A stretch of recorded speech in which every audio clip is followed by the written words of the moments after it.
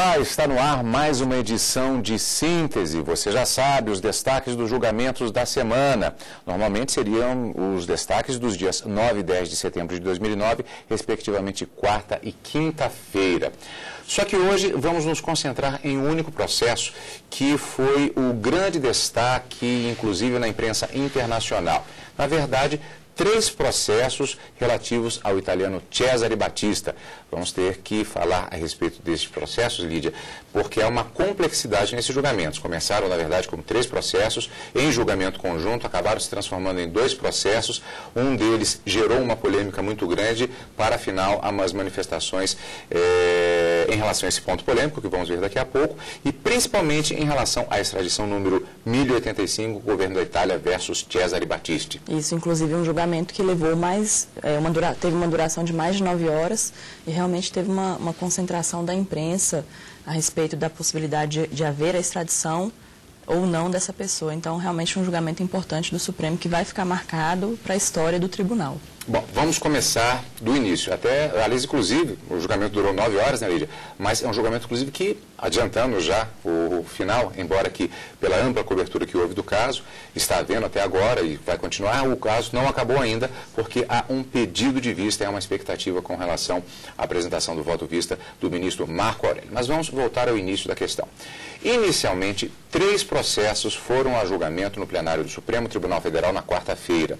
A extradição número 1085, governo da Itália versus Cesare Battisti, o mandado de segurança 27.875, impetrado pela República Italiana, e o agravo regimental na extradição número 1085, desta vez o agravante, o próprio Cesare Battisti, por meio do advogado. No início do julgamento da extradição do italiano Cesare Battisti, a defesa pediu para fazer dupla sustentação oral e registrou a desistência do agravo regimental interposto na extradição 1085. Só que antes vamos às questões prévias com relação a esse julgamento. Embora tenha havido um acompanhamento muito grande, vale lembrar que Cesare Battisti foi acusado de 4 assassinatos, entre outros crimes, entre 1977 e 1979. Militante de esquerda naquele país, passou por um longo processo, inclusive de fuga, posteriormente ele foi para a França, vamos dizer isso de maneira bastante resumida. Esse processo houve o processo contra ele. O julgamento aconteceu na Itália. A alegação de que ele foi julgado à revelia, não é, Lídia? Isso mesmo. Uma das alegações é que ele realmente sabia da existência desse processo contra ele, mas não se manifestou, ou seja, não compareceu ao processo para fazer a sua defesa. E em compensação, os argumentos. E por outro lado, ele alega que não teve a defesa, a possibilidade de defesa assegurada, alega que seria até uma situação de exceção com relação à própria pessoa dele. Isso, com certeza. Foi um dos principais argumentos da defesa do italiano no julgamento no plenário dessa semana, que inclusive foi também bastante debatido no voto do ministro César Peluso, o relator deste caso, que refutou alguns dos argumentos trazidos pela defesa, e um deles foi justamente essa possibilidade de ser julgado à revelia e também de não ter tido direito à ampla defesa e o contraditório no processo que gerou a condenação dele na Itália.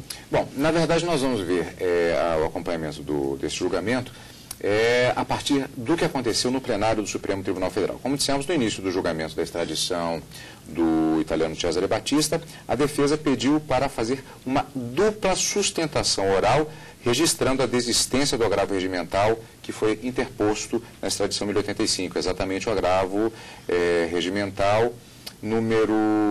Na extradição. Na extradição, isso. Número 1085. Lídia, vamos por partes então aqui. O que significa, neste caso, fazer uma dupla sustentação oral? Qual o argumento? Por que o advogado queria se manifestar da tribuna 2 vezes seguidas nesse julgamento? Bem, inicialmente porque nós temos em separado 2 processos. Um processo de mandado de segurança, que foi ajuizado contra o ato do ministro da Justiça de ter concedido o refúgio ao italiano, e a outra sustentação oral seria aquela equivalente ao processo de extradição. Então, ele entendeu que deveria haver dupla sustentação, justamente pelo fato de que, se não houvesse uma sustentação com relação a esse ato do ministro da Justiça do refúgio no mandado de segurança, ele então perderia essa oportunidade de fazer essa sustentação oral em relação a esse aspecto e só faria então com relação à possibilidade de haver extradição ou não. Então foi o pedido do advogado de fazer uma dupla sustentação, até porque havia no seu entendimento, dois motivos para que ele sustentasse oralmente na defesa do italiano. Seriam questões diferentes. Questões diferentes. No caso da extradição, já conhecemos a história, se trata do pedido de extradição executória por conta das condenações, inclusive à prisão perpétua no país de origem. E no caso do mandado de segurança que foi apresentado pela República Italiana, o que queria a República Italiana neste caso, desse processo? Isso. Houve a concessão do refúgio a esse italiano pelo ministro da Justiça. Então, o governo da Itália entendeu que, como é um ato de uma autoridade, deveria ser, então, impetrado um mandado de segurança para que fosse atacado esse ato de concessão do refúgio, já que, havendo a concessão do refúgio, inicialmente entende-se que, se há um refúgio, não poderia haver, então, a extradição do italiano para o país de origem. Seria um fator impeditivo da extradição. Um fator impeditivo. Então, como houve como houve essa concessão de refúgio, então, houve a impetração desse mandado de segurança justamente para atacar o ato do ministro Tarso Genro, que havia concedido o refúgio a ele. E o agravo regimental, que logo no início o advogado de Cesare Battisti já manifestou a desistência? O agravo regimental, ele acontece quando existe uma decisão monocrática de um determinado magistrado. No caso, aconteceu porque houve a prisão do italiano para que ele responda a um processo de extradição, naturalmente ele tem que ser preso. Mas logo em seguida houve então a concessão do refúgio. Então ele fez um pedido ao Supremo Tribunal Federal que o libertasse, ou seja, que revogasse aquela decisão que havia determinado a sua prisão justamente pelo refúgio. E nas férias forenses, o ministro Gilmar Mendes, que é presidente da casa, denegou, não aceitou esse argumento e manteve a prisão. Contra essa decisão monocrática do ministro Gilmar Mendes, então ele recorreu através do agravo regimental, justamente para ir contra essa decisão que não autorizou a sua liberdade nessas férias forenses que foi decidida pelo ministro Gilmar Mendes. No plenário, o advogado já, no início do julgamento, já manifestou a desistência. Isso, já desistiu, até mesmo porque já haveria, então, o julgamento da extradição propriamente dita, não havia motivo mais para se manter esse pedido de agravo regimental. Facilitaria-se, inclusive, o próprio foco, concentrando-se a própria defesa, neste caso, especificamente na extradição do mandado de segurança. Isso, até porque se o Supremo entender que ele não deve ser extraditado, ele é colocado em liberdade. Agora, se ele for extraditado, aí não tem mais motivo para se discutir prisão dele aqui no Brasil. Como veremos, o ministro relator César Peluso vai citar o Código de Processo para embasar a aceitação da desistência. Ele se manifesta no plenário justamente apresentando estas questões preliminares. Vamos rever a apresentação destas questões pelo ministro relator dos processos, César Peluso. Eu comunico à Corte que o extraditando nos autos da extradição apresentou na data de 2 do corrente mês 2 petições. Uma delas é de explícita desistência do agravo regimental. Quanto a isso, senhor presidente, como o Código de Processo Civil só exige homologação de desistência para a desistência do processo, as demais desistências de poderes e atos processuais operam pela mera declaração de vontade. Ela opera ipso jure, de modo que o agravo regimental está extinto automaticamente pela declaração de vontade de desistência por parte do recorrente. A segunda petição, senhor presidente, é que o extraditando solicita que, na hipótese dessa Corte, decidir examinar uma questão de ordem, validade do ato concessivo de refúgio ou os efeitos que ele deva produzir sobre a presente extradição, que lhe seja deferida a realização de sustentação oral acerca do objeto da questão de ordem. E, na eventualidade de se prosseguir no julgamento da extradição, que seja facultada a nova sustentação. Senhor presidente, a meu ver, a coisa é muito simples, em termos de metodologia. Nós estamos diante de julgamento conjunto, e é conjunto pelo fato de as questões ventiladas em ambos os processos guardarem entre si íntima conexão, de modo que eles devem ser julgados em conjunto, porque há entre elas relação lógica de sucessão. De modo que eu diria que a questão do mandado de segurança quanto à legalidade do ato do senhor ministro da Justiça pode ser vista como uma preliminar em relação ao pedido de extradição, assim como o próprio extraditando suscitou nos autos da extradição outras preliminares. Em outras palavras, ambas as causas têm questões preliminares que, por isso mesmo, devem ser discutidas e, eventualmente, decididas. Nem antecipo se devem ser decididas separadamente, porque isso dependerá de como será encaminhado o meu voto e o voto dos eminentes colegas.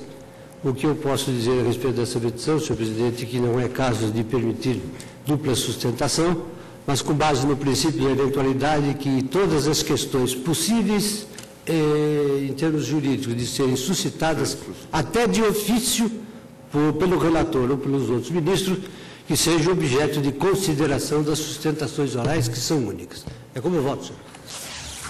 Bem, assim vai se desenhando o cenário em que se dará esta sessão plenária para o julgamento destes processos. Primeiramente, o julgamento passou a ser de 2 processos, a extradição 1085 e o mandado de segurança 27.875, já que houve a desistência em relação ao agravo regimental, aceita diretamente pelo relator e com a concordância do plenário, portanto, na sequência. E, além disso, este mandado de segurança e a extradição, no entendimento do ministro e com a aprovação também no plenário, se tornou um julgamento conjunto, sendo que sem a possibilidade, por isso, de 2 sustentações orais, apenas uma única sustentação oral para o advogado de Cesare Batista, ao contrário do que ele havia pedido, a possibilidade de se manifestar em momentos diferentes, que se houvesse 2 sustentações orais, uma para cada processo. Um julgamento único, uma única sustentação oral. Mas ainda não se passou, neste ponto, para o mérito do caso propriamente dito, pois havia ainda uma questão preliminar a ser colocada pelo relator para deliberação do plenário. Lídia, aqui um ponto antes de ouvirmos a sonora do ministro no plenário. Qual a diferença entre ato vinculado e ato discricionário? E qual a aplicação, neste caso, que levou justamente o ministro a levantar uma preliminar em plenário? Isso vai ter um peso fundamental em relação à análise que o ministro fará na apresentação do respectivo voto. É verdade. Esses atos discricionários vinculados são atos praticados pela administração pública. A diferença entre eles é que quando um ato é vinculado, o administrador ou a autoridade pública, quando pratica esse ato, ele está vinculado estritamente ao que diz a lei, ou seja, não há ao administrador ou à autoridade pública uma margem de liberdade. Isso é um ato vinculado, quando a lei diz todos os modos, as formas como aquele ato deve ser praticado. Agora, se o ato é discricionário, é porque há uma certa liberdade do administrador público de praticar o ato de acordo com a oportunidade e a conveniência para a administração. Não significa que ele pode ser arbitrário, mas que ele tem essa liberdade. Essa diferença entre esses 2 atos foi amplamente debatido pelo plenário do Supremo, justamente para discutir se o ato do ministro da Justiça de conceder o refúgio ao italiano é um ato discricionário ou é um ato vinculado. E justamente saber se ele compreendeu tudo aquilo que a lei determinava neste caso. Vamos ao trecho do voto do ministro quando expõe esta questão no plenário. Nos limites deste caso, como nítida questão prévia que se suscita, tem a legalidade do ato administrativo de ser conhecida e decidida pela Corte como tema preliminar, embora profundamente vinculada ao próprio mérito do pedido de extradição, que não pode deixar de ser julgado se se dê, eventualmente, pela invalidez e ineficácia da concessão de refúgio.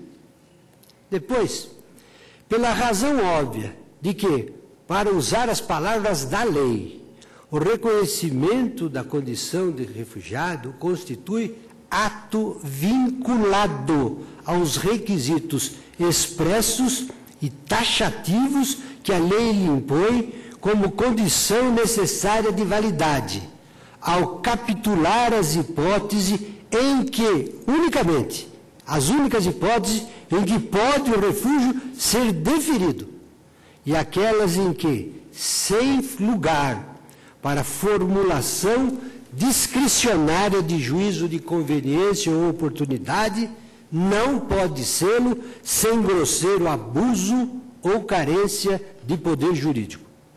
Em suma, a decisão do excelentíssimo senhor ministro da Justiça não escapa ao controle jurisdicional sobre eventual observância dos requisitos de legalidade, sobretudo a aferição de correspondência entre sua motivação necessária declarada e as fatispécies normativas pertinentes, que é terreno em que ganha superior relevo a indagação de juridicidade dos motivos, até para averiguar se não terá sido usurpada na matéria de extradição competência constitucional exclusiva desta Corte. Em síntese, já se percebia neste ponto que o relator questionaria durante todo o voto, seriamente, o ato do ministro da Justiça do ponto de vista da legalidade do ato. Seria, segundo a interpretação apresentada, usurpação de competência do judiciário a concessão da condição de refugiado, classificando os supostos crimes como políticos e não como crimes comuns. Vamos a outro trecho em que o relator adianta esta questão da classificação dos crimes pelos quais o extraditando foi condenado na Itália. Uma das vertentes mais expressivas dessa necessidade jurídica do caso está em investigar e decidir se o refúgio foi ou não concedido sob motivação, aberta ou disfarçada, de que os mesmos fatos tidos no processo de extradição como crimes comuns, porque foi o extraditando formalmente condenado, não seriam crimes comuns, mas políticos. Dizer à autoridade administrativa, com estas ou outras palavras, para como condição e motivação necessária por força da lei, justificar o ato concessivo de refúgio, que seriam políticos e não comuns tais delitos, significaria evidentíssima e censurável invasão da competência constitucional da Corte. O caso, em síntese, não é, pois, de investigar o acerto ou desacerto político da decisão administrativa, aqui, aliás, em não sendo um ato estritamente discricionário, mas vinculado, soaria estranha toda ponderação de conveniência e oportunidade, até de índole da mais elevada política, senão apenas da necessidade intransponível de submetê-la a um ordinário, mas relevante controle jurisdicional de legalidade, que na simplicidade última das coisas se reduz a indagar, a título de preliminar, se é ou não legal o ato que deu provimento ao recurso interposto contra a decisão do CONARE para conceder a condição de refugiado ao extraditado. O julgamento durou 9 horas no total, começando por volta das 9 horas da manhã na quarta-feira, parando para o almoço, prosseguindo posteriormente durante a tarde e chegando até o início da noite. No próximo bloco, nós vamos rever o final do voto do ministro relator no processo de extradição em relação ao mandado de segurança, os debates no plenário e o encaminhamento para o final do julgamento. Daqui a pouco, aqui em Síntese, na TV Justiça.